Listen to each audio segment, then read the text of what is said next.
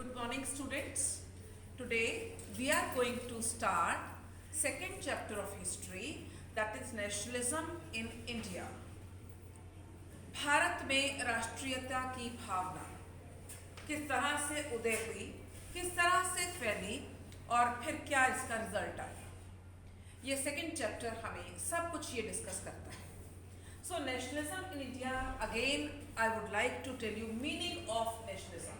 Like in the first chapter, in the previous chapter also we discussed nationalism in Europe, and I told you the meaning of nationalism.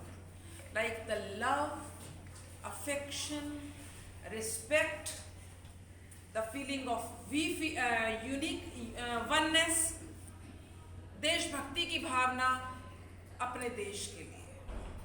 When we feel love and patriotism is developed inside the humanity for the motherland, हम अपने मातृभूमि के लिए जब एक respect की भावना आए, उसको हमने कहा nationalism. So this is the meaning of nationalism. When English people were ruling over us, Britishers were ruling over us, then there were many anti-colonial movements in different parts of India. Colonial means Britishers का rule. यहाँ पे colonial rule का मतलब औपनिवेशवाद बोलते हैं इसको हिंदी में, कि जब अंग्रेजों का राज था हमारे कंट्री में, तो इसके अगेंस्ट बड़ी मूवमेंट्स चली. पंजाब में, बंगाल में, एमपी में, महाराष्ट्र में, साउथ इंडिया में, ट्राइबल लोगों में, in different parts of India, many parts of it. So these anti-colonial movement, they helped in developing feeling of what? Nationalism. जितनी एंटी कॉलोनियल मूवमेंट चली तो देशभक्ति की भावना को और सपोर्ट मिलती गई. सो हम यहाँ पे शुरू कर रहे हैं. हमारा चैप्टर शुरू होता है वर्ल्ड वॉर 1 का जो हुआ कुछ कंट्रीज के बीच में, तो उसका इंडिया के ऊपर क्या असर पड़ा. Because at that time Britishers were ruling over India. युद्ध हो रहा है, कुछ कंट्रीज, दो ब्लॉक्स बन गए, कुछ कंट्रीज एक तरफ, कुछ कंट्रीज दूसरी तरफ, दोनों के बीच में युद्ध हो रहा है. तो India is not participating directly, लेकिन भारत में उसका असर हो रहा है. तो वो क्या असर हो रहा है under British rule. Impact of world war 1 on India. So students, first one was expenditure on war was increasing. जब कहीं डिफेंस पे जो खर्चा रखा जाता है, बहुत बड़ा एक अमाउंट बजट का, जो हमारा एनुअल बजट आता है किसी भी कंट्री का, उसका एक बहुत बड़ा हिस्सा हमारी सीमाओं की सुरक्षा के लिए रखा जाता है, to maintain, to protect our territories. अब वहाँ पे वर्ल्ड वॉर 1 चल रहा है, तो ब्रिटिशर्स ने यहाँ पे, हमारे यहाँ पे इस खर्चे को पूरा करने के लिए they increase taxes and custom duties in India. समझ में आया? ब्रिटिशर्स ने इंडिया में कस्टम ड्यूटीज बढ़ा दी, इंडिया के टैक्सेस बढ़ा दिए, to earn more and more, ताकि वो वर्ल्ड वॉर में पैसे लगा सके. Second point, cost of living increase, rise in prices means inflation.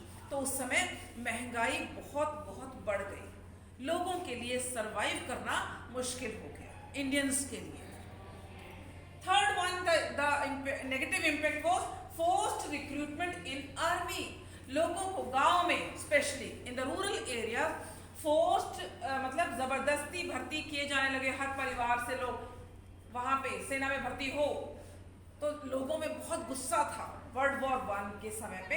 जो इंग्लिश गवर्नमेंट हमारे देश में पॉलिसीज बना रही थी कि why we are forced to join the army. अगर कोई नहीं विलिंग है तो उसको कैसे फोर्स किया जा सकता है, तो भी लोगों को गुस्सा आया. नेक्स्ट वन इज, उसी समय पे हमारे कंट्री में बहुत जगह पे सूखा पड़ गया. सूखा पड़ गया मतलब ड्रॉट और फेमाइन. तो सूखा पड़ गया मतलब कुछ समय तक बारिश ना होना, फिर अगेन बारिश का ना होना. तो जब बारिश नहीं होगी तो फसल नहीं होगी.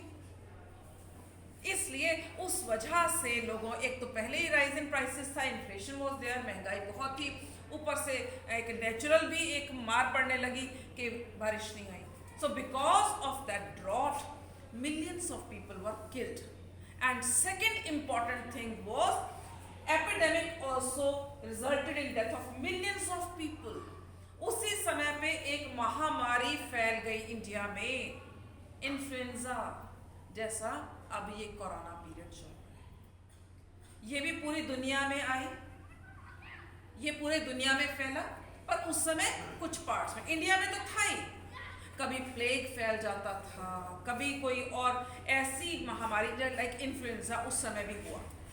और उस इन्फ्लुएंजा में यू वोंट बिलीव दिस, जो 1921 का सेंसस था, जनगणना हुई, उसमें हमें पता लगा कि बहुत 10 to 12 या 12-13 मिलियन पीपल वर किल्ड।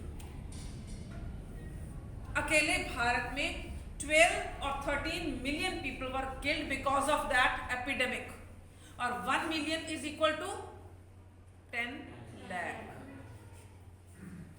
तो आप मान के चलिए कि कितने करोड़ों लोग मारे गए उसके कारण, कितनी परेशानी आई। एक तो बीमारी भी फैल गई, खाने पीने को भी खत्म हो गया, जबरदस्ती पकड़ के फोर्स्ड आर्मी में रिक्रूटमेंट होने लगी।